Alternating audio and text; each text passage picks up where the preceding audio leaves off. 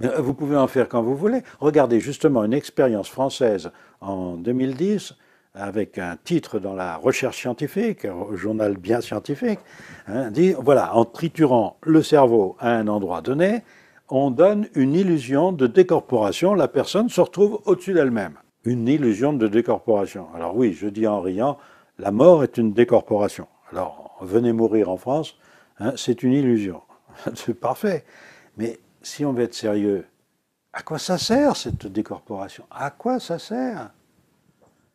Alors, on a cette possibilité de changer de temps avec un corps énergétique que l'on n'observe pas, car on n'observe pas ce corps énergétique.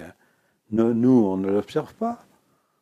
Alors on dit scientifiquement, ben scientifiquement, on sait que la mort enlève une partie de nous et il reste un corps physique, ce corps énergétique qui s'en va. Est-ce qu'il ne s'en va pas non plus pendant le sommeil paradoxal?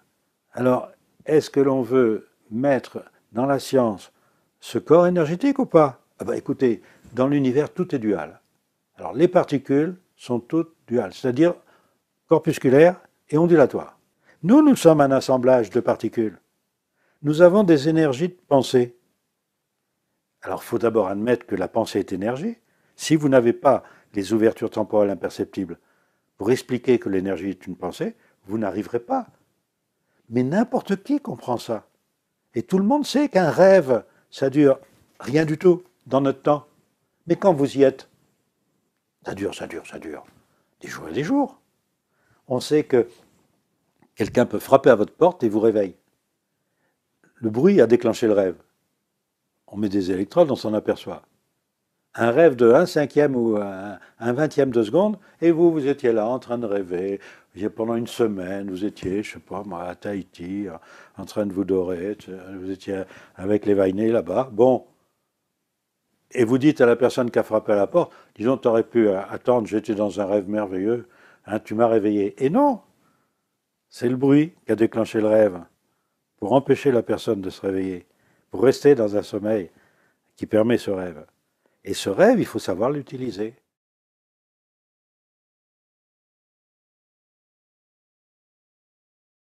Bien sûr que il y a pas de, la mort n'est pas un arrêt. La naissance est une mort. Dans ce système de dédoublement, quand vous venez vous incarner sur Terre, la naissance est une mort dans un autre temps. Et quand vous allez mourir, c'est une naissance dans cet autre temps. En fait, vous vivez dans une ouverture temporelle de vous-même. Vous plongez dans un futur sous une forme que l'on connaît. Hein, on prend la peau d'un singe. Hein, pour venir, nous ne sommes pas le singe. Nous sommes dans la peau d'un singe pour vivre. Pourquoi faire? Pour échanger des informations, pour être celui qui était, celui qui est et celui qui sera. Mais le problème, c'est que celui qui sera n'existe pas pour nous. Nous ne sommes que deux, un dans le passé, un dans le présent. Dans le futur, il n'y a personne. On doit arranger ce futur. Alors, est-ce qu'il y a derrière un carcan scientifique sérieux permettant d'affirmer ce que je dis? Mais bien sûr, il suffit simplement de s'y plonger. Et tous les scientifiques qui se plongent dans cette théorie, eh bien, ils sont obligés de l'admettre. Toutes les publications ont été faites par référé avec des scientifiques qui ont admis ce que je dis. Alors quand quelqu'un dit ce n'est pas possible, ben, il met en doute les scientifiques qui ont admis ce que j'admettais. Alors évidemment, on va dire mais c'est pas connu mondialement. Ben, parce que ça dérange quand même les scientifiques dominants.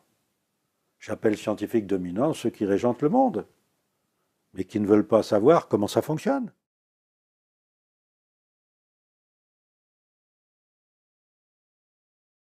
Le problème, il est que dans ce mécanisme-là, si vous ne connaissez pas comment ça marche, il n'y a aucune différence entre l'information que vous recevez dans votre temps, entre celle de votre double qui est dans le passé et celle du futur où vous n'êtes pas.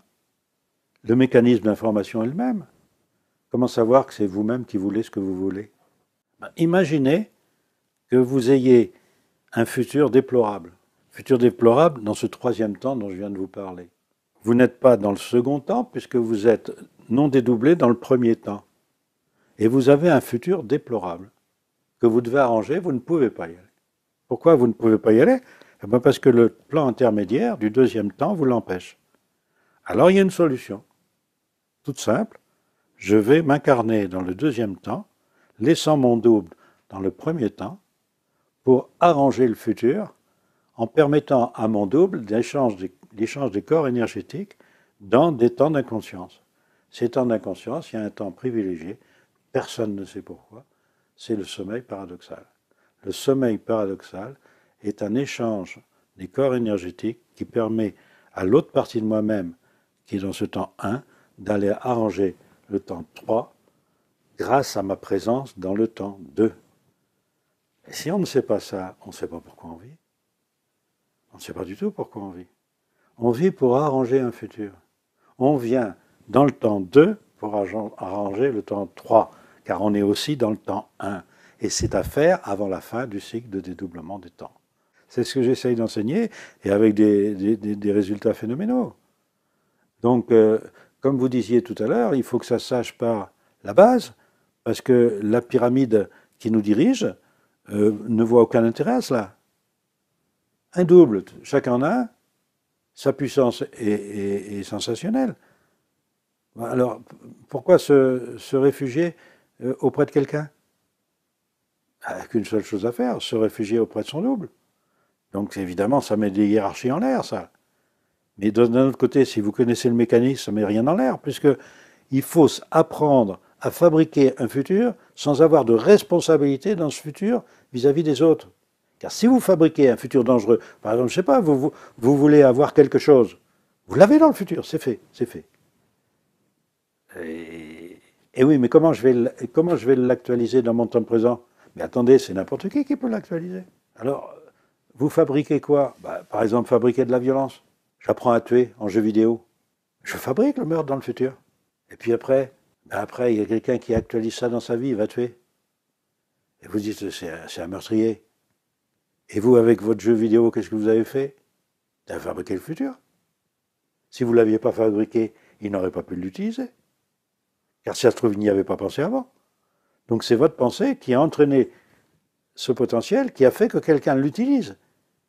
Or justement, notre but sur Terre est de n'avoir aucune responsabilité dans ce futur, de façon que les gens qui vivent sur Terre aient la meilleure vie possible. D'où un théorème. Vous vous rendez compte que c'est un théorème ce que je dis là.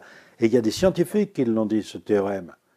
Ce théorème, c'est pense à faire à autrui ce que tu aimerais qu'autrui pense à te faire. C'est des scientifiques qui ont dit ça, qui connaissaient la loi, des docteurs de la loi. Ils connaissaient cela. Ils savaient qu'on doit vivre du futur. Il faut le voir, l'arranger avant de le vivre. Mais je ne peux pas, en quelques minutes, vous dire voilà ce qu'il faut faire. Alors à ce moment-là, on rentre dans les techniques. Et les techniques ne sont pas dans le principe vital. Le dédoublement, c'est un principe vital, ce n'est pas autre chose. Par exemple, est-ce que vous avez besoin de quoi que ce soit à apprendre pour respirer? Un bébé, il sort du ventre de sa mère, il respire, c'est fini. Personne ne lui a appris. Ensuite, il va téter, personne ne lui a appris. C'est un principe vital. Il n'y a pas besoin d'apprendre quoi que ce soit. Il faut faire marcher le principe vital.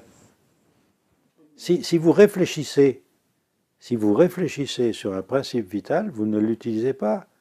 Ensuite, apprenez d'abord à vivre avec ce principe vital, c'est-à-dire à savoir que vous vivez dans plusieurs temps à la fois. Après, vous ferez ce que vous voulez.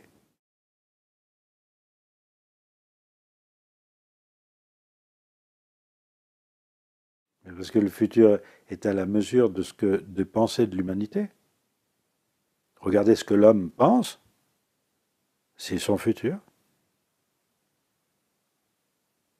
Si vous pensez de travers, vous fabriquez un potentiel de travers que vous pourrez utiliser. Si vous pensez des choses valables, que n'importe qui peut utiliser sans problème, alors vous pensez à faire à autrui ce que vous aimeriez qu'autrui pense à vous faire. Et de ce fait, vous n'avez aucune responsabilité dans la vie des gens, dans le malheur des gens. Par contre, vous avez peut-être une responsabilité dans le bonheur des gens, si ce que vous fabriquez permet de mieux vivre.